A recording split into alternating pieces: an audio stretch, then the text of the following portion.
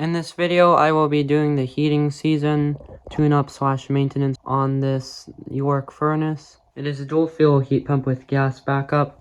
The first thing I'll do is check the capacitor.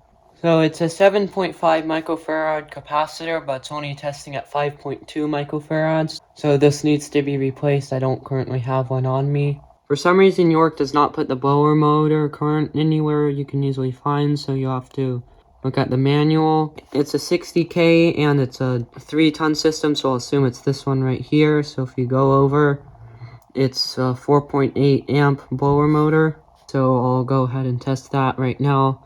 I'll just jump G to R. Keep in mind the door panel is off, so it will affect the current readings a little bit. It'll make them go up a tiny bit since there's less resistance. It'll be moving more air.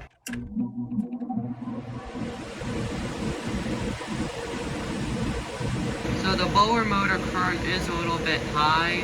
It is above the asking current, so that is a concern. This could be a replacement too, and I don't want to pull the blower assembly out to check it. This is a York heat pump, so it uses the O terminal, so that's powered to cool. So I'll just jump out Y and G to R. It should turn the unit on in heating mode. I'll feel the vapor line, which in this case is the discharge line.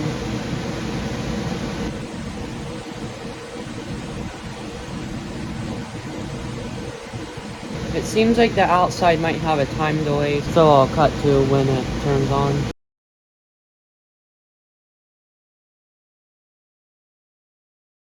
Now I'll test the emergency / auxiliary heat, and I'll clean the flame sensor. So these York units have an unintelligent design, to put it nicely. Or at least with the York units I've seen, they have the gas pipe go out the other way, so you don't need to take the burner assembly off and slide everything around just to access the flame sensor. I think it's a 1/4 inch, so I'll use the right angle adapter.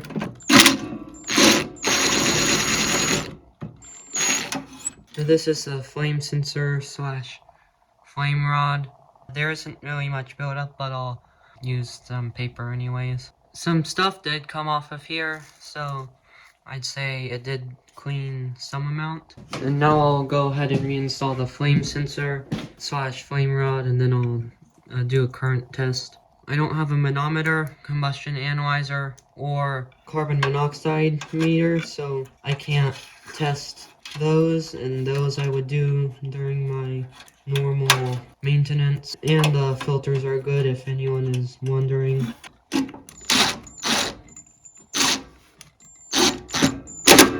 I'll go ahead and pull this lead off and put my multimeter on the microamp setting. If you watched my previous video, then you'll know exactly what and why. This is an 80% furnace, so it does get a little bit toastier than a high efficiency furnace. I'll go ahead and connect one lead to the flame rod, and then the other, I'll take this off so it'll stick all the way inside the spade connector. Now I'll turn this to the microamp DC setting. I'll make sure this lead's not touching anything hot. So the furnace is back on, and I'll go ahead and connect R to W. It seems like there's a little bit of debris in the flue pipe.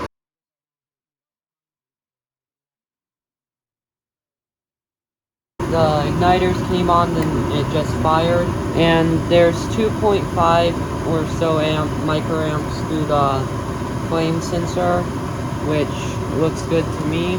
And after some time, the quantum sensor should sense that it's hot enough, or the time delay, which that just happened. So now the indoor blower's on.